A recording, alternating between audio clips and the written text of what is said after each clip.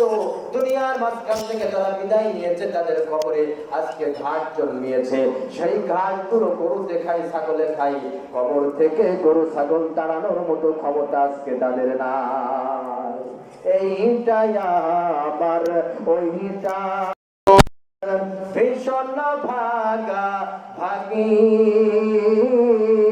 টানা টানির এই দুনিয়ায় ভীষণ মারামারি, এরই মাঝে উড়াল দিবে, এরই মাঝে উড়াল দিবে সাদের কবুতর,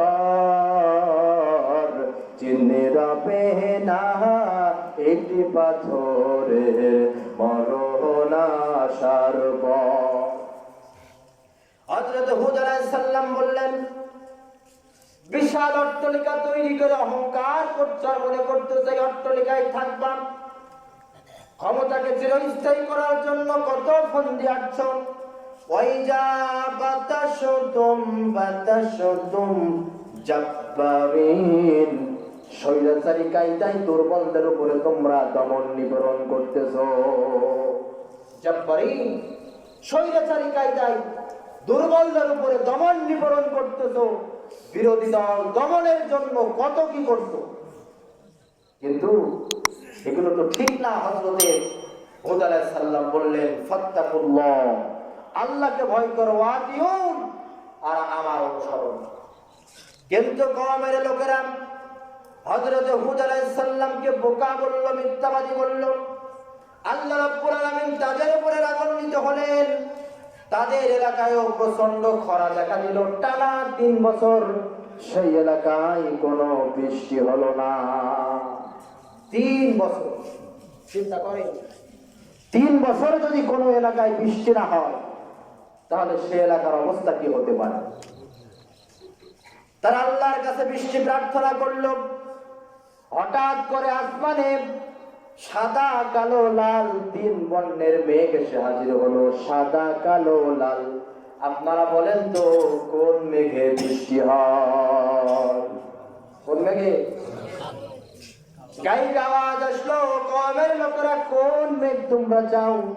যেই সমাজের ভিতরে, কোন সম্প্রদায়ের ভিতরে টানা 3 বছর কোনো বৃষ্টি নাই, তারা সকলেই বলল আমরা কালো মেঘ চাই।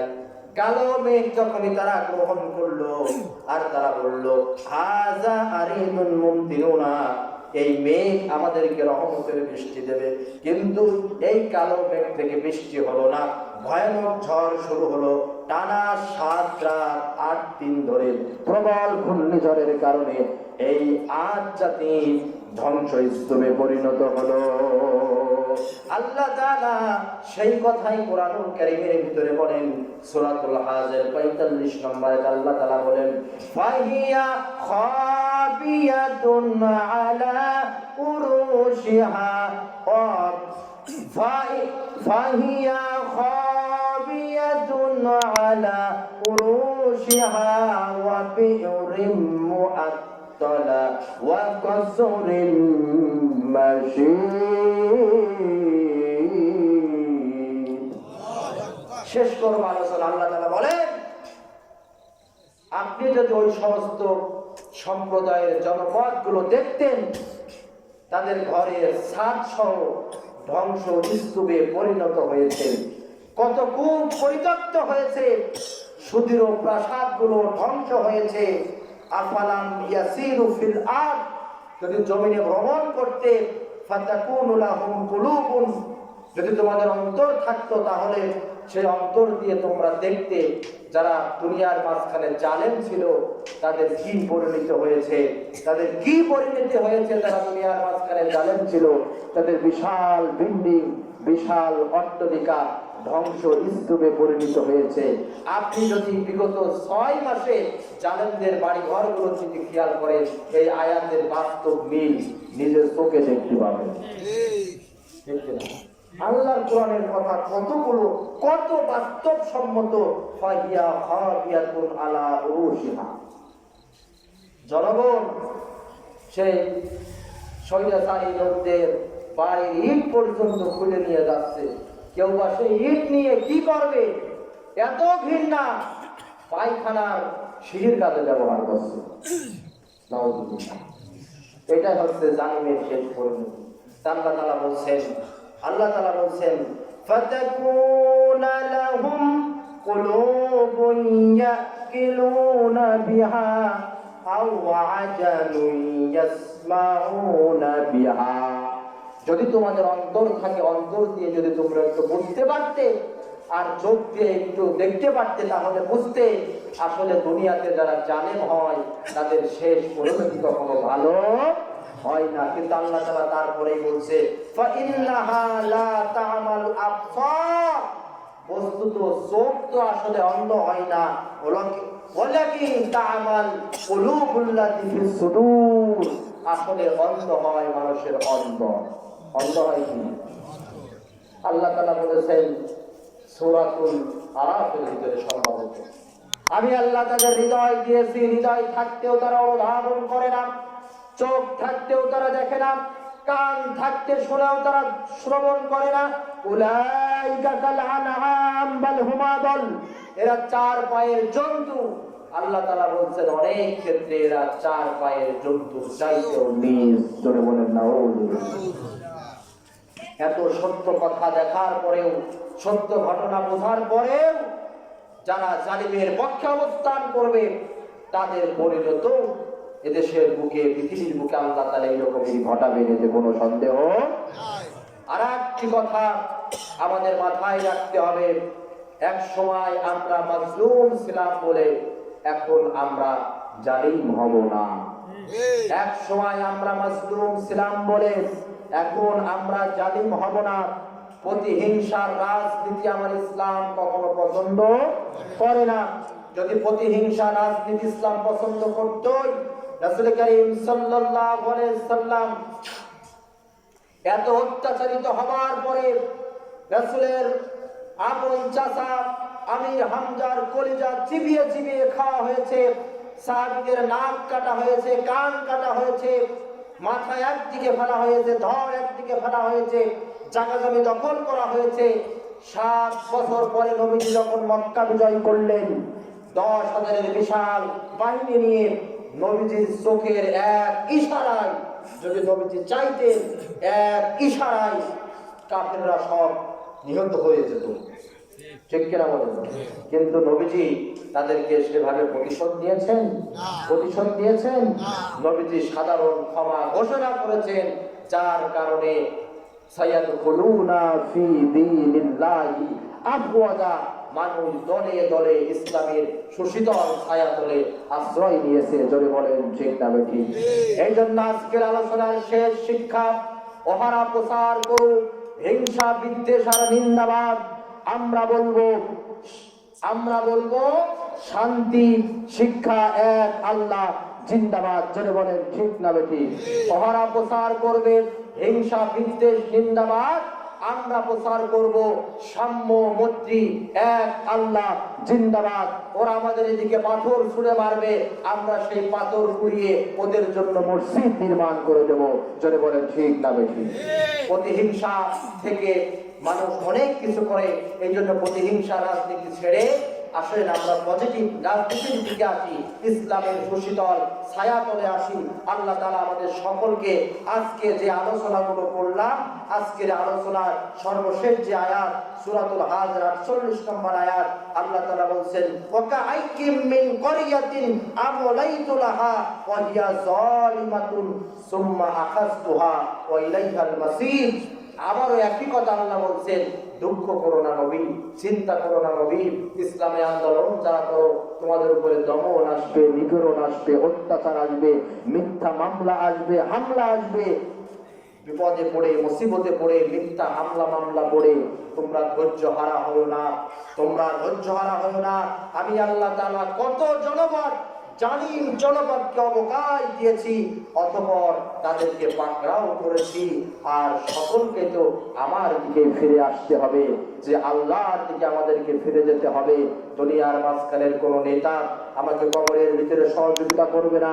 কবরের ভিতরে সিকিউরিটি গার্ড হবে কোরআন, কবরের ভিতরে সিকিউরিটি গার্ড হবে নামাজ, কবরের ভিতরে সিকিউরিটি গার্ড হবে রোজা, কবরের ভিতরে সিকিউরিটি গার্ড হবে নফল ইবাদত। আর আল্লাহর হাবিব বলেছেন দুনিয়ার মাঝখানে ফিরআউনের সাথে হাসর হবে তাদের যারা দুনিয়ার মাঝখানে রাজনীতি করত, কিন্তু রাজনীতি করতেছে ইসলামটাকে অবহেলিত অবস্থায় রাখতো, এদের হাসর হবে কিয়ামতের কঠিন ময়দানে স্বৈরা শাসক ফিরআউনের সাথে। আল্লাহ তাআলা যাতে আমাদেরকে ওই ফিরআউনের সাথে হাসর নসিব না করে, জোরে বলেন আমিন। প্রিয় হাজিরিন, আমরা আলোচনা যা করলাম নির্ধারিত আয়াতের ঘটনা নির্ভর আলোচনা, তার ভিতরে অন্যতম শিক্ষা দিয়ে আমি শেষ করব। আজকের আলোচনার প্রধান শিক্ষা হচ্ছে ইসলাম অত্যাচারিত না হলে কখনো আগ বাড়িয়ে আক্রমণ করে না।